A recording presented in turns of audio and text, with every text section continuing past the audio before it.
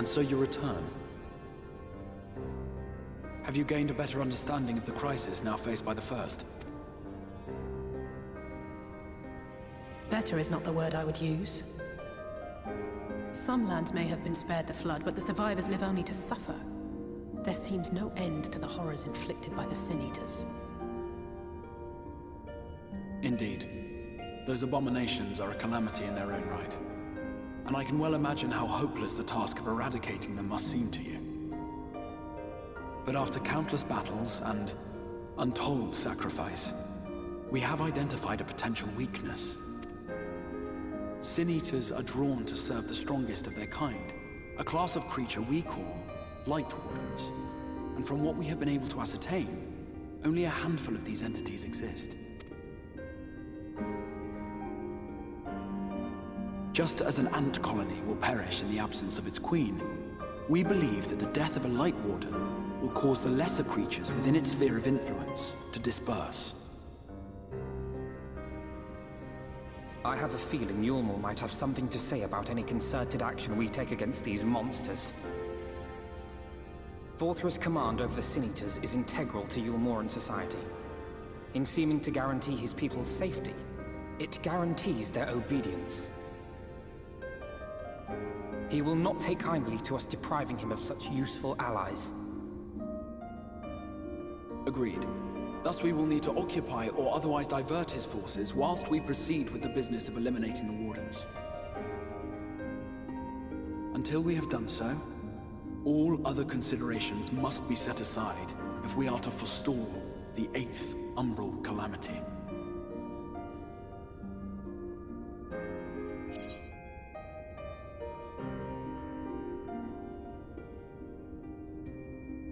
Your uncertainty is understandable, given the circumstances.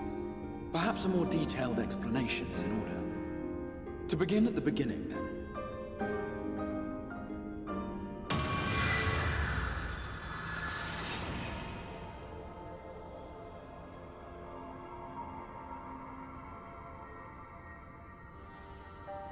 In the ancient past, a single star was divided into 14 worlds.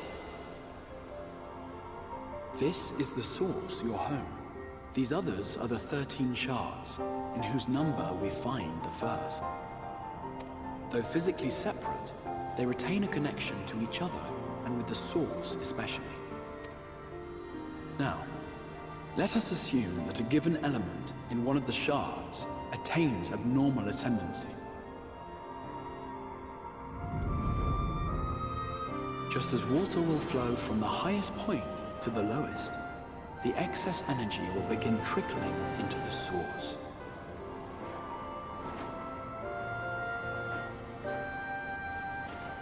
And such an influx of ether will of course exert a palpable influence. If the element in question were fire, then drought and wildfires might ensue.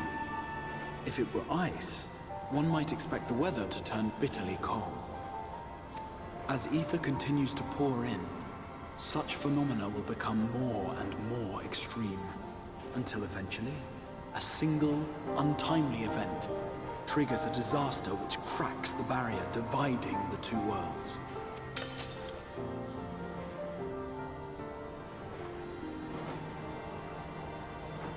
What was once a trickle now becomes a deluge, sweeping the shard along to be rejoined with the source. At the same time, the element which held sway in the shard is unleashed in full, its energies amplifying the original disaster to truly catastrophic proportions. An earthquake thus magnified might strike with enough force to shatter continents. A tidal wave might swell to a size capable of drowning entire nations. These devastating events are what we refer to as umbral calamities. 7 times has a calamity befallen the source. 7 times has a shard been absorbed.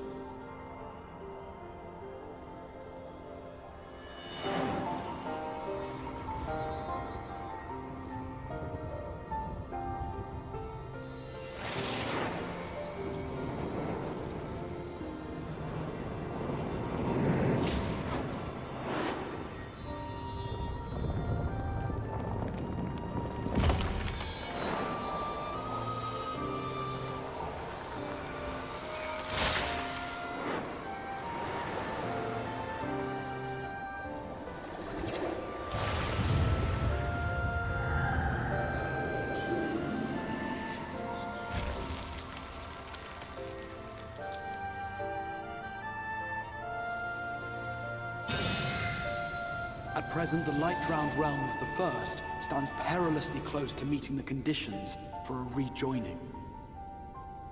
It is the Sin Eaters who are to blame for the Light's continued dominance.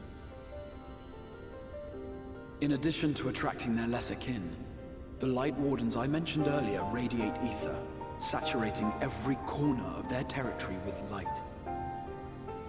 Even here in the flood-spared region of Norvrant, their influence is strong enough to banish night from the sky. Thus, if we are to restore balance to the First and head off a potential calamity, it is imperative that we put each and every Light Warden to the sword. We've been doing our best to take the fight to the enemy ever since we first heard the Exarch's explanation. Though we have yet to claim any meaningful victories if truth be told. Apart from being confoundingly elusive, the Light Wardens possess a troublesome quality which compelled us to delay our plans until such time as you arrived.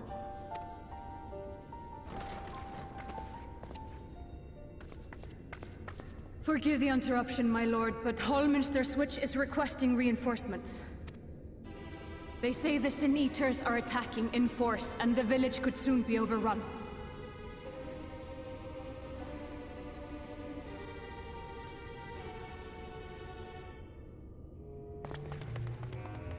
Alert the guard. We should be prepared in case the fighting reaches the Crystarium. You have command of our forces in the field, Captain, but hold off on entering the town until I arrive. That goes for Alphino and Alize as well. My lord.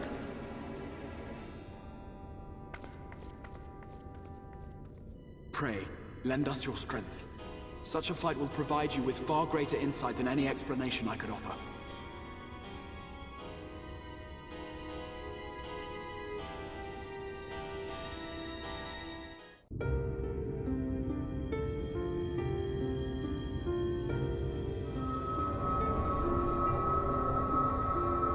It's releasing its ether! Fall back! We cannot let it touch us! Quickly, my lord, we must withdraw! That will not be necessary, Captain. Though I appreciate your concern. The eternal light of these creatures has confounded us for nigh on 100 years. For each we have put down, another has risen up in its place, born of the self-same ether relinquished by its predecessor. But now we have a way to contain that corruption.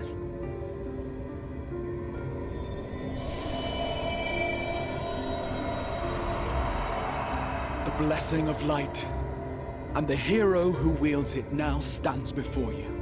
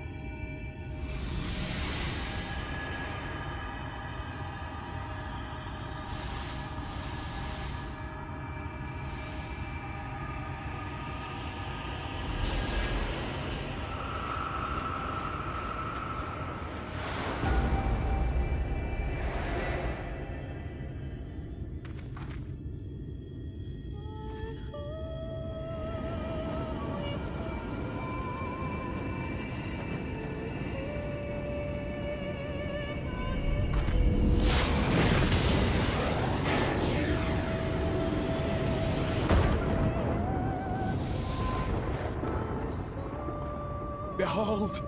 The monster's power is broken, and the world, twisted by its touch, returns to its rightful form.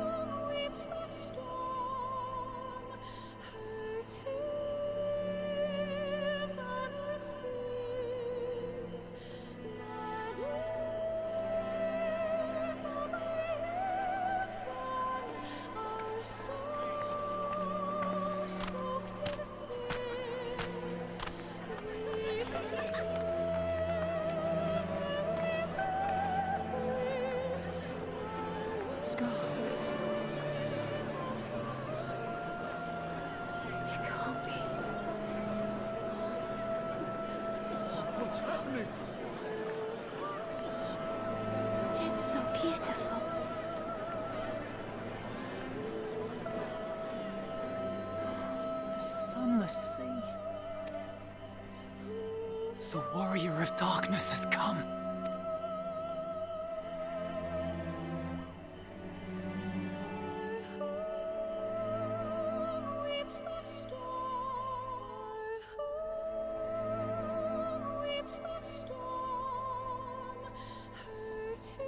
Is that what I think it is?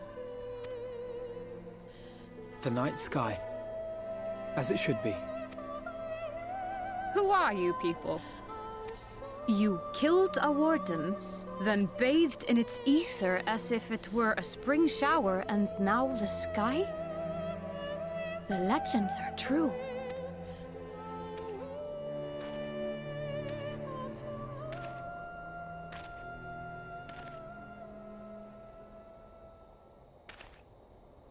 My lord? How many years have I waited for this moment? For the one possessed of her blessing. For you.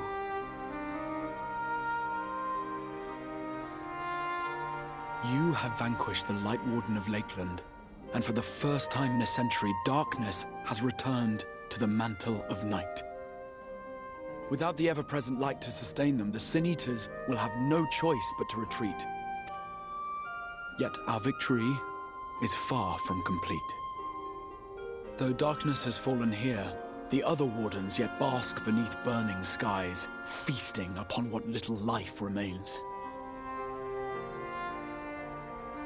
Even should it cost me all I have, I would see each and every one of them slain, that this world might be spared from oblivion. Not only for the first, but for the source as well. Save one, and we save the other. But, be that as it may, I concede it was wrong of me to summon you to this fight against your will. I swear, on my life, I will one day atone for that deed. But for the present, I beg you, stay and see this fight to its conclusion. Cast down the Wardens and restore darkness to the first.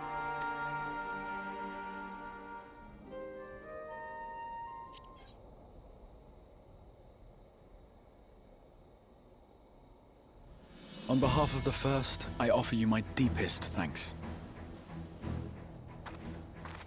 I understand there is much at stake here, XR, but why do you risk yourself so readily? It must have been a dangerous drain on your ether to summon even one person across the rift. I do it for my people, of course. To give the Crystarium the tomorrow it deserves. That is true now, yes, but the city had yet to be built when you first called forth the Crystal Tower. I'm simply curious to know what prompted you to commit yourself so completely to this particular course.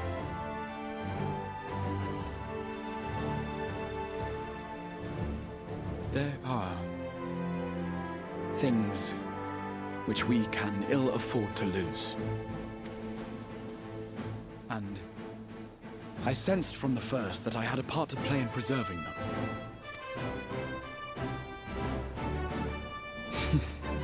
Forgive me. I fear the events of the day may have taken their toll. Despite appearances, I am an old man. One burdened with many difficult memories, some too painful to recall. Well then, I'm sorry for pressing you. It's a family failing, I'm afraid. One which has served us well more often than not. Needless to say, we will continue to fight at your side until the last Sin Eater is defeated. Come then, my warriors of darkness. Let us gather the surviving villagers and make our way back to the Crystarium.